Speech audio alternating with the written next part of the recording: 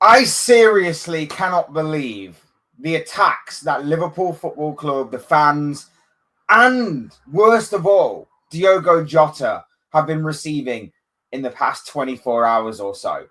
Big up to everybody that's here, big up to everybody that's watching. Thank you all for doing so. Hit the like button for me and also subscribe if you are new. Both things will always and forever be greatly appreciated. And of course, get involved in the comment section with what you think about the topic at hand here. Your thoughts, comments, opinions, predictions, feelings, whatever you want to call it, will make for great and interesting reading on all videos, especially this one. I'm interested to get your take on this situation. Over the past 24 hours or so, I have seen a couple of, I guess, wannabe quote journalists or whatever you want to call them, attack the Federico Chiesa song. I have also seen True Geordie compare the situation currently going on with Alexander Isak to the tragic and heartbreaking passing of Diogo Jota. We're going to get into both sides of this story because they kind of link into one, I think. And of course, we're going to be starting off with, as you can see, the Chiesa chant being attacked here. Now, this all started yesterday, just randomly out of the blue from this man right here, Tony Evans. Tony Evans, writer, radical Scouse separatist, apparently, according to himself. He basically put online on his social media platforms, I had intended to write a roundup of stuff that caught my eye in the Premier League's first weekend, but after keeping my mouth shut all weekend, I snapped. The Chiesa song, absolutely tone deaf and pathetic, with a link to, I assume, the article he wrote.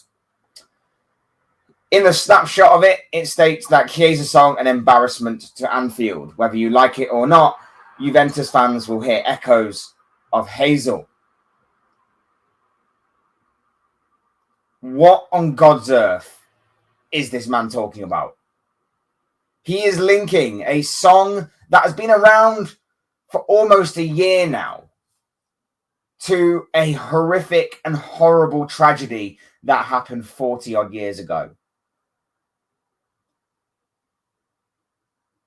How do you make that link? How do you make that leap from it being a song created by fans to banter, a transfer, and to obviously have a bit of fun, and obviously to praise and obviously hold Chiesa up to a high standard? He's got a great song. It's a song that I absolutely love, and a lot of other Liverpool fans love it as well. It's a fun song, a fun chant to sing at games and just randomly out there. And obviously at the parade and the celebrations, Chiesa's song was sang incredibly by the Liverpool faithful.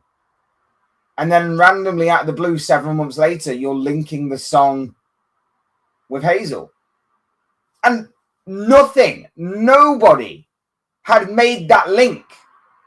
Nobody at all had made that link until this random mouth breather just came out and said it. Nobody made that link at all until this guy has said it. And now I'm seeing certain people online go, you know what? He has a point. You know what? This guy might be right. You know what? It does link. It doesn't. It really, really doesn't. It's not the intention. No one had previously said it or thought it until this weirdo took to his social media platform to spout this utter nonsense. No one had made the link. It is talking about the transfer from Juventus to Liverpool for Federico Chiesa and nothing more, and holding Chiesa in a good high standard at Liverpool Football Club. Player who may not get as many minutes, but for whatever reason, the fans have really taken to him. And I have, because I know he's a very good player. It's just unfortunate he doesn't get the amount of minutes, and it's unfortunate that his fitness is sometimes questionable. But after obviously being the hero on Friday night in the opening Premier League fixture against Bournemouth, we sang his song as loud as we possibly could to show our support and to rally around our player. Not to link it with a horrific tragedy that occurred 40 years ago. But this has been echoed by certain people, like I say, and this person in particular has he's done the same. He says he feels uncomfortable with one verse in the Chiesa song personally. Now, I don't know if these two know each other. There is talk that Simon Hughes says he's of the Athletic actually does know this Tony fella. Whether they do or not, I'm not 100% sure. I'm not 100% aware if that is the case or not. But it's weird that this is now snowballing a little bit. People are starting to get this idea in their heads that an innocent enough chant that is just there for praise of a player to somewhat banter Juventus for giving us their player is now being linked to a horrific tragedy that links the two clubs together. And even in his justification of it, his is more the use of strong language, which is completely ridiculous because it's like hardwired into football fan culture.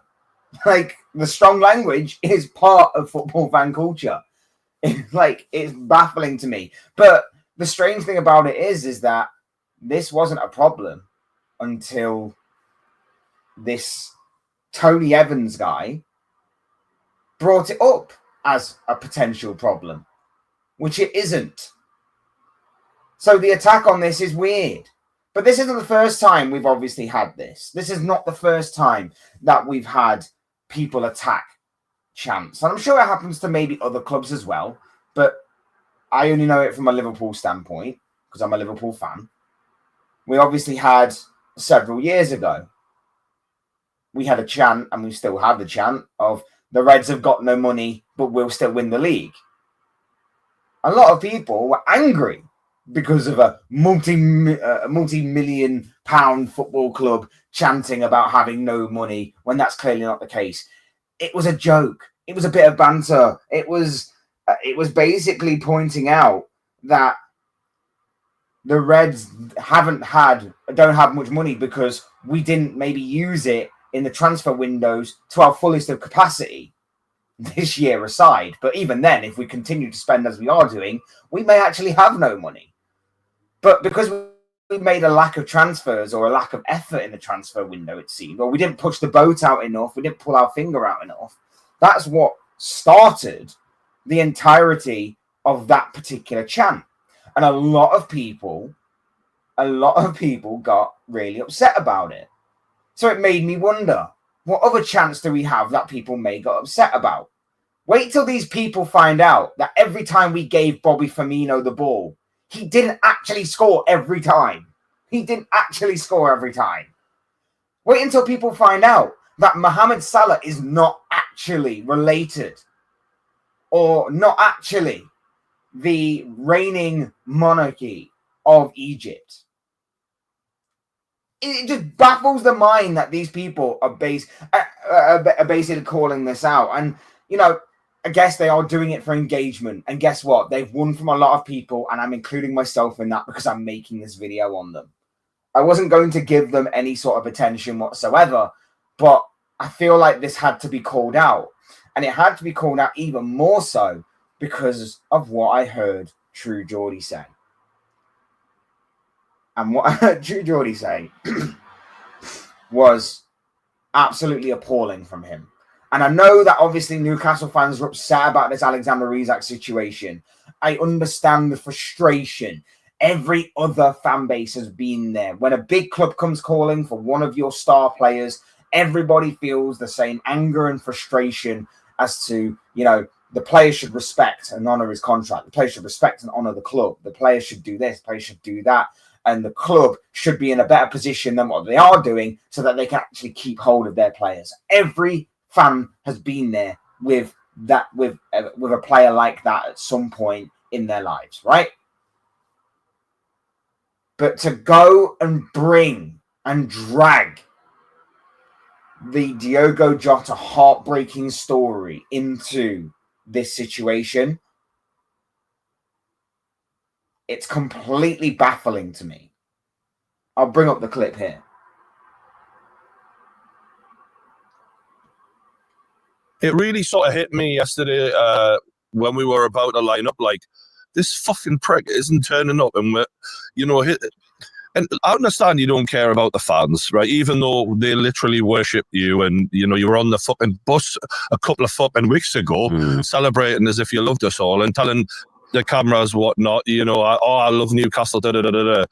But like the Jota thing, you see the way Mo Salah is deeply affected by losing Jota. This is what teammates can really mean to each other. Do you know what I mean? And like, we've all worked in jobs before, and you have the camaraderie where it's like you don't want to see your fucking mates struggling without you. And the fact that he's just told that whole bunch of lads who, remember, Dan Burn had to defend the ball in order to get the ball up to Isak. People like Anthony Gordon had to create the goals. Jacob Murphy had to give you the ball in the right place at the right time so that you... You're comparing a player leaving the football or wanting out of a football club in comparison to a person who lost their life in a tragic and horrific accident, leaving behind teammates, leaving behind friends, leaving behind family, leaving behind a wife who he recently married before his untimely and tragic death, and leaving behind 3 little children. I'm disgusted by it. I genuinely am. Like the song stuff, I think, is like it's from people that are like maybe dinosaurs, maybe so out of touch, maybe someone that's trying to create a mountain out of a molehill, trying to like create a storm out of nothing. Whatever. You can handle that, and you can go, right, you're clearly just looking for attention. You've linked it with something that it isn't, and that's a horrible tragedy in itself, and that is completely horrible. And then to also then move on to this situation where, again, it's about another potential transfer. Isak possibly going to Liverpool at some point this summer, when eventually Newcastle do pull their finger out and manage to sign a striker. You're comparing the actions and attitude of Alexander Isak in leaving his teammates behind, going on strike, which, to my knowledge, if he is going on strike, then Newcastle don't have an obligation to still pay him. If that is the case, I feel like I'm right in saying that. I feel like if he is going on strike, he's told the club he's going on strike, then I feel like Newcastle don't have a divine right to pay him, which means that Newcastle, yes, they may be losing an absolute star quality player on the pitch, but at least they're not losing money from it. And then you're there comparing his absence, his possibly temporary absence or permanent absence from the club, to Diogo Jota passing away and leaving behind friends, family, teammates, and everybody else.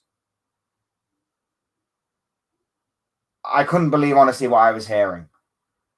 He's saying that he doesn't want to turn up in his current position at his current job. He wants to move to a different job at Liverpool. Imagine if we did that as a 9 to 5.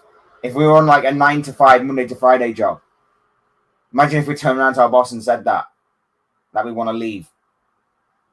And then he turns around and goes, nah, this ain't happening because this, and this. You're just like Diogo Jota. You're like this. You're like that. Honestly, I'm struggling for words. It's baffling to me. It's baffling to me why anybody would make these comparisons. Why anybody would go from A to Z in the space of 2 seconds to compare this. Like I say with the chants, the ones linking to the big tragedies are absolutely crazy. They are absolutely out of touch and out of their minds. the ones that are looking at Liverpool and taking it literally on some of the chants, like the Reds have got no money, like maybe, you know, Mo Salah being the Egyptian king, like Bobby Firmino scoring every time we gave him the ball. Just weirdos. But true Geordie in this situation, to bring the Diogo Jota situation into the Alexander Isak saga, is without a doubt to me so crazy and so out of touch. And he said some very strange and questionable things already in this situation. He actually said that if Isak was to get some sort of life-threatening injury or career-threatening injury or whatever it was, that he wouldn't have any sympathy or anything for him.